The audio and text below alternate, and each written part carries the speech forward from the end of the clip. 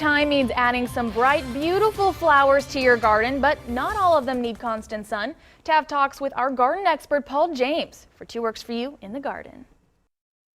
Good morning, welcome back to In the Garden, and we're seeing some beautiful plants here, lots of color in front of us, Paul, and when we think this, we think sunshine. We need a lot of sun, but today you're going to show us some of these varieties that actually can tolerate the shade. Yeah, I mean, the sun-loving annuals get all the attention, it seems like. Okay. So you've got petunias and lantana and pinta.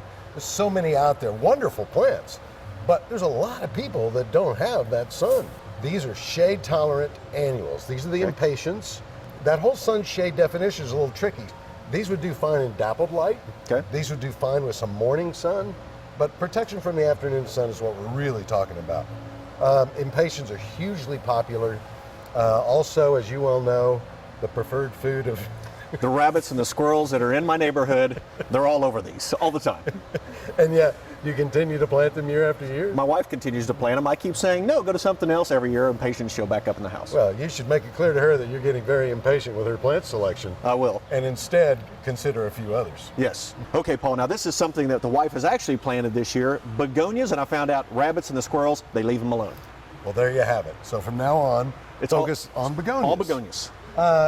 Great group of plants, a lot of different, you've got the green color, the bronze color, small leaf, large leaf, leaves with a lot of variation in texture.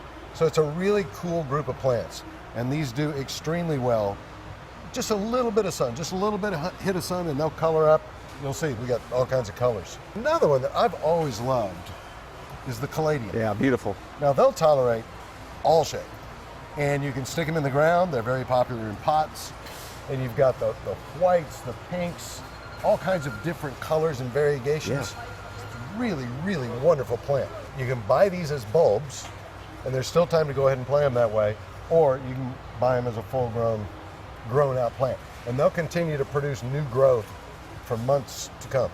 Okay, and these are all annuals, again, so what That's we're correct. seeing is once they finally die off later in the fall and the wintertime, we'll have to do it again, but beautiful color we're going to get in the shade. Absolutely. What Let's go this way. We got a few more. Okay, let's go. Taft, here we have coleus. Okay. I absolutely love coleus, always have. Now, years ago, coleus was only available for shade. There actually are sun-loving coleus available now as well, but they'll do well with a little bit of both. They'll also tolerate a fair amount of shade. So many different colors available and variegations in the colors. I've always liked these. Now, they will flower. Okay.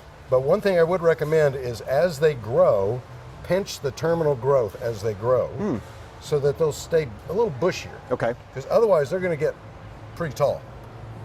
Easy to care for.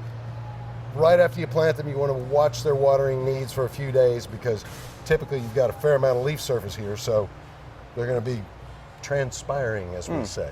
And they mix and match nicely with the green and then this red, so you can have one bed that maybe with a little green and red, another one you can put more of the variegated look in there and really change it up by using the same type of plant. You got it. Now, speaking of green and red, there's one more I want to show you. One more, all right. Okay, we're talking about green and red, the geranium, a very popular plant.